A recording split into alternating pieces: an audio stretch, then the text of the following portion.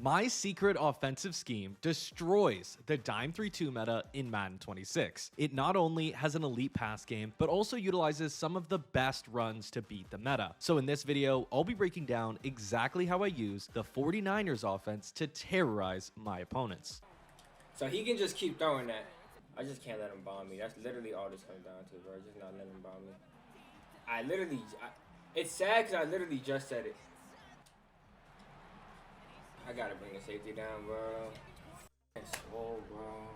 Now, as usual, the match I'm breaking down took place on 1v1me.com, where over $5,000 was staked. More on 1v1me later. All right, boys, you guys are really going to love this one because we're covering some of the best combos in Trips X Nasty, and you get to see them all in action against the most meta defense in the game, Dollar, and how the bombs work against the most meta coverages as well. This is a very bomb heavy video, I will admit. So let's get right into it. First and 10 on the very first play of the game. We are going into Trips X Nasty as usual, and we are actually in the Niners playbook here instead of the Buccaneers playbook, which you guys have seen a ton of. This is something I've kind of been in between for a little bit now. Niners has the switch HB wheel play, and in this case, we are going to be running 100% or near 100% wide side Trips X Nasty, using short side just kind of here and there. Now, first play, staple combo, the backside return, the streak, and the delay route. This is something we run quite a lot. You'll see me run it every game, at least a few times a game as well, because it's just super effective. You have the backside delay, you have the return, and you just make the read. If they switch to the left, throw to the right. If they switch to the right, throw to the left. It's super basic, and it's very good against just people running cover for drop. Now, in this case here, we're coming out in Trips X Nasty to the short side for one specific reason, and that is actually to stem this slot fade 4.5 times and then flip.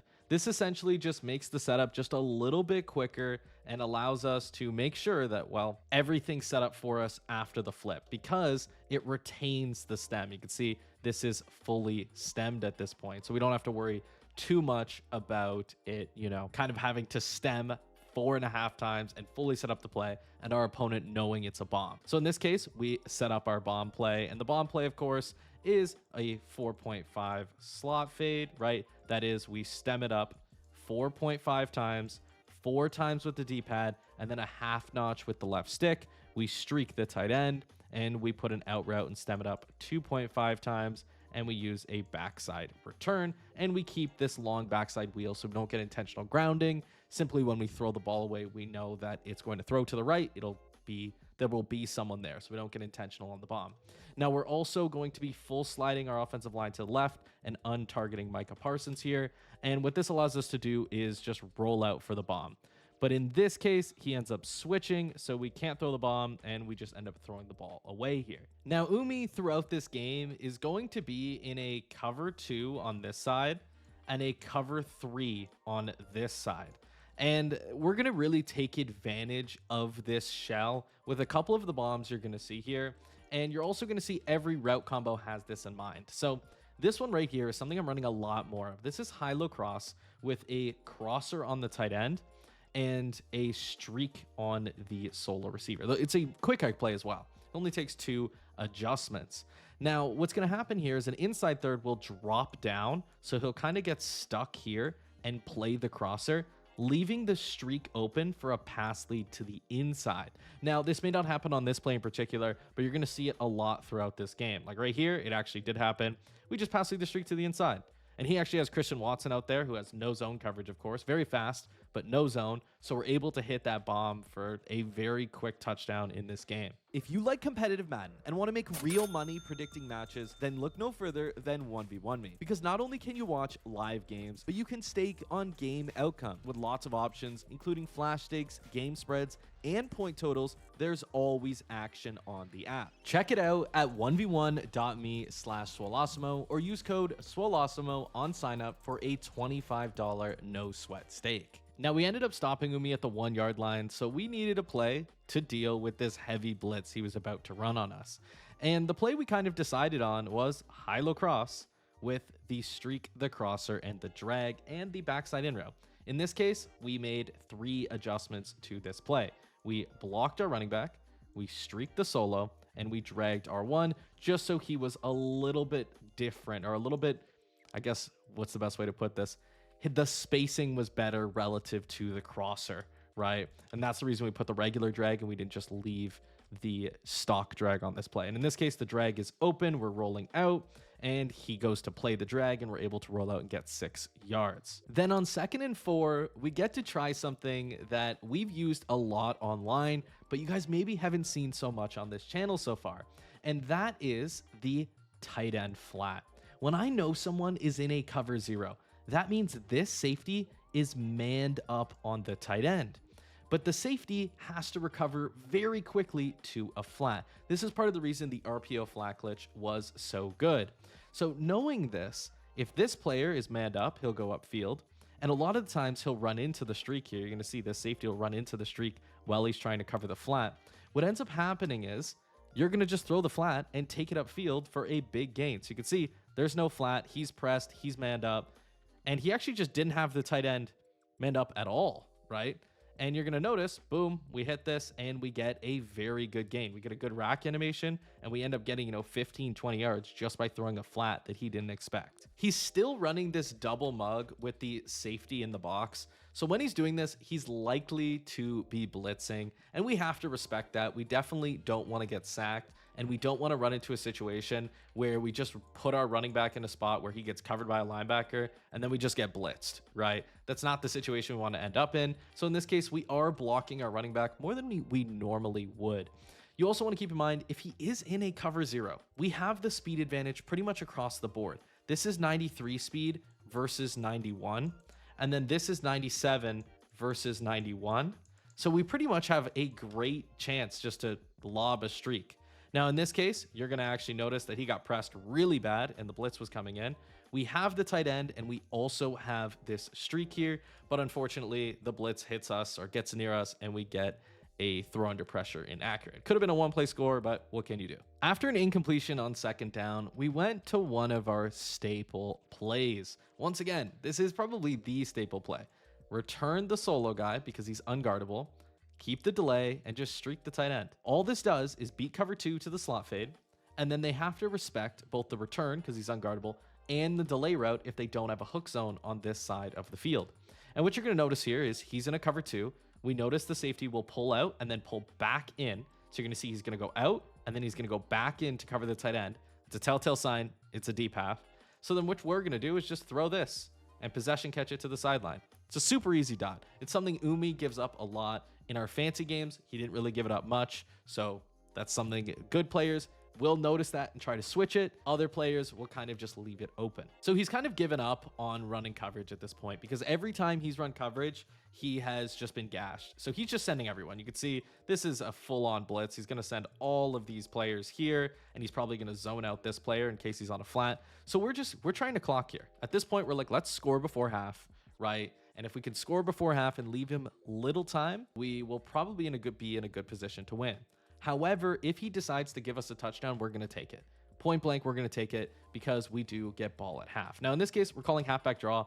Halfback draw is probably the best run in the game, in my opinion. It's really just a top of the line run. Halfback draw allows you to beat double mug and beat the dollar run shoot that so many people use. Now, double mug, it'll work about, I'd say 50, 60% of the time. But dollar, it's 100%. Now, see in double mug, he was just blitzing his guy. His whole plan was just to sprint right in, and we got tackled before we could even hand the ball off. So that is something that was one of the only times I've ever had that happen to me, but it's something you guys also want to be aware of if someone's blitzing their safety and just also, using their safety and just planning to run straight inside. But now he's back in the dollar, and of course, he's not going to adjust much, right? He thinks his shell is really effective, and in a previous game we played against him, it truly was. So we went back to high-low cross. We have the crosser from our tight end. This is really a staple combo. We have the drag, we have the backside in. They have to respect so much on that side of the field. And then we also know the crosser will bring down this inside third, allowing us to throw this streak for a touchdown. So what you're going to see here is that is probably what's going to happen on this play because I know we bombed him a lot. And you're going to see this guy drops and we pass lead the streak to the inside and we throw our one play score once again, right?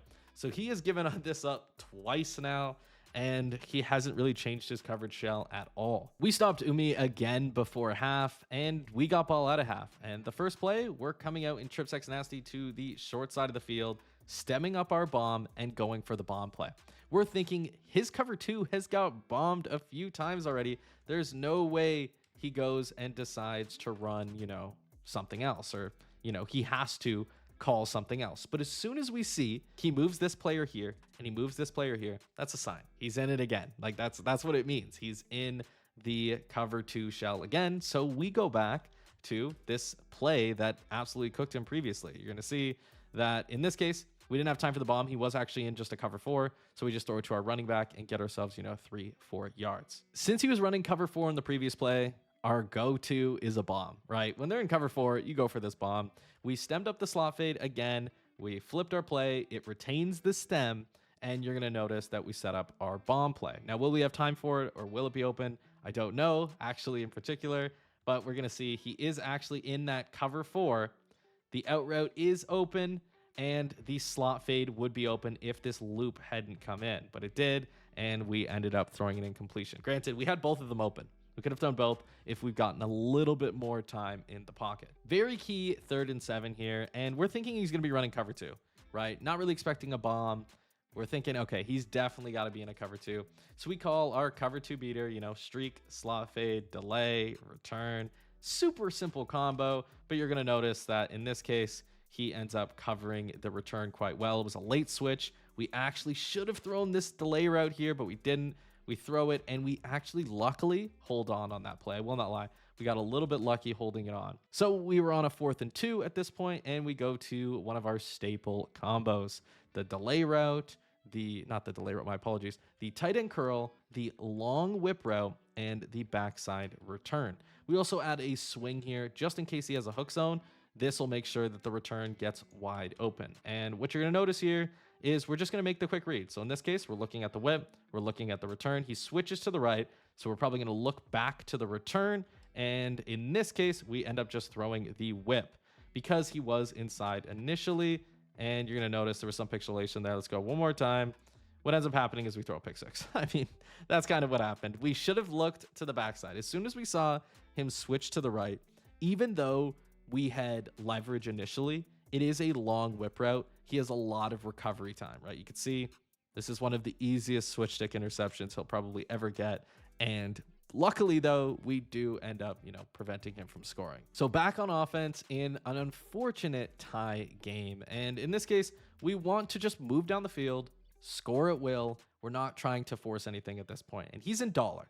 And if you know anything about dollar, it gets beaten pretty bad by halfback draw. All we need to do is find a hole. Now, granted, right there, he just kind of snuck in, which occasionally can happen, but you'll see halfback draw comes in very effectively later in the game. Now, right here, we are audibling to, what are we audibling to? We're audibling to Y off trio close. Now, this is something I'm trying to integrate into my offense a little bit more because Y off trio close is a lot like Bunch X Nasty. In Bunch X Nasty's case, they have these nice running back crab routes, but we just have a running back to this side of the field, so we get the benefit of just putting him on table routes, right?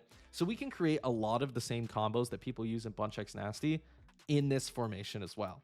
We also have a cheat motion in it too, so you pretty much have a mini Bunch X Nasty in the San Francisco 49ers playbook that you can mix in with Trips X Nasty. Now granted, probably in Trips X Nasty 80% plus, but having something like this is quite nice. In this case, he just gives up the drag completely. We throw it and get ourselves 10 yards. Now, Christian Watson gets put into the dirt. He's a receiver. It's kind of what happens. He's probably like, whoa, but nonetheless, that is something you can expect to happen when you play a receiver at defensive back. They won't really get knockouts. They won't really make tackles. So nonetheless, we get our first down. Now, 1st and 10, we can't go away from our staple plays. Even though we throw a pick on them, we call high-low dig in this case. Now, this is a completely different combo. I shouldn't even really say this. We're noticing he's given up on the cover 2. We're thinking, okay, he's going to be running a lot of cover 4, and we need the bomb to happen quickly, right? So the pressure doesn't get to us. And in this case, high-low dig, we stem down this streak route, this seam, so it cuts in a little bit further. We have a comeback on square, and then we have a streak on R1. Now, what happens here is the safety will pull to the inside to guard the streak. The outside quarter will pull down, and what you're going to notice is that the streak on R1 becomes a wide open touchdown. And it's super effective. It's something that I should really call more often outside of just the slot fade bomb, because it is open by such a large margin against cover 4, cover 3, cover 4 quarters, anything like that. I'm going to be able to throw that for a 1-play touchdown, just like I did right there. After getting a pretty easy pick on Umi P at this point, we were in clock mode. And this is where you can really see Trips X Nasty taken to the next level. And that's when you know you have time to score. You want to run the clock. The reason it's so effective is because Inside Zone and HB Draw are two very great runs that work very synergistically. That is, the things that counter Inside Zone don't counter Draw, and the counters for HB Draw don't counter Inside Zone. So in this case, we see he's utilizing a very poor hover sitting all the way over here. So all we need to do offensively is untarget the looper, and we're going to be able to run. You can see with a 95 speed running back, that can very much be dangerous. And this is one of those drives where I'm just going to run, and run. So what you're going to see here, he's in the proper hover spot. So we call halfback draw. All we need to do is find the open hole. And right here we do, and we get ourselves, a clean 5 yards. Once again, we're just running the ball. And at this point, I've also realized I'm using a 95 speed running back, but he has fairly low carrying. I think it's like 84, 85. And we have Etienne. So we should probably use the safer running back. So you're probably going to see me sub him in pretty soon. Now I'm just manually chewing at this point, right? I don't really love, this is a minor detail, I don't love the chew clock feature. A lot of people think I'm manually chewing to be an asshole. I'm not. It's simply because I like to come out in the play with about 15, 20 seconds on the play clock. So if I don't like the look, I can call something else. If you're using chew clock, you come out with 10 seconds on the play clock, you have to run the play that you called, right? And that's something that I just don't love. So I manually chew down to, 15, 20 seconds, and I'll snap at 1 second depending on the look that I see. So in this case, we're coming out inside zone.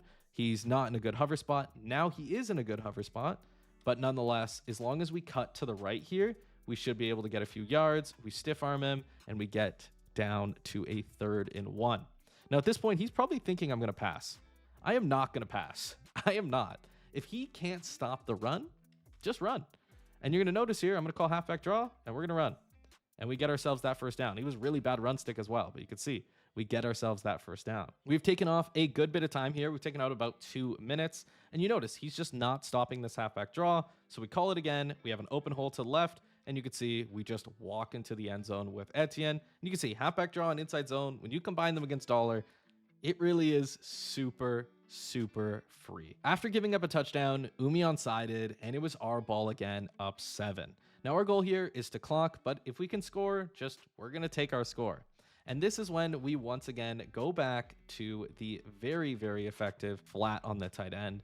And if the safety's manned up on him, this is going to be very easy yardage to the left here. And it's probably what he's running. I'm going to take a strong guess and say this tight end's going to be open, because the safety's just not going to get there. We didn't get the best rack, but you could see we still get ourselves, 10, 15 yards. Now right here, he's once again in that double mug, trying to stop our run game. So in this case, we're just going to pass. And this combo is something that I really like, because we have everything forced to the one side of the field, all on the solo side. And we just have to make our read between our drag, delay route, our post, our backside wheel, our streak. Any of these routes can be open on this play. And if I notice quickly, I'm going to take a quick peek at this running back wheel because it gets so far outside. If I notice Micah Parsons doesn't fully come out, I'm going to throw it. And I had made the decision already. I'm going to throw my running back, try to get a few yards. If I don't get it, I don't get it. He ends up bumping into the streak. This is a little lucky by me, I'm not going to lie, or lucky that this occurred. And you're going to notice that I'm able to grab it with my running back. He's not able to tackle with his first player.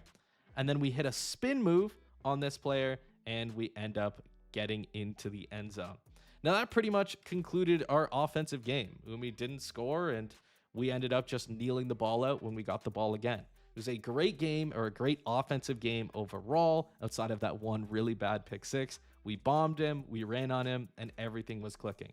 So I highly recommend, if you're going to try an offense, definitely try Trips X Nasty, because it really fits every play style. You can check down, you can run the ball, you can throw bombs. It's a top of the line formation. And if you watch a lot of these Swol 2 videos, you'll get the gist of how it works. But obviously, the best way to figure it out is to check out victoryformation.gg down below.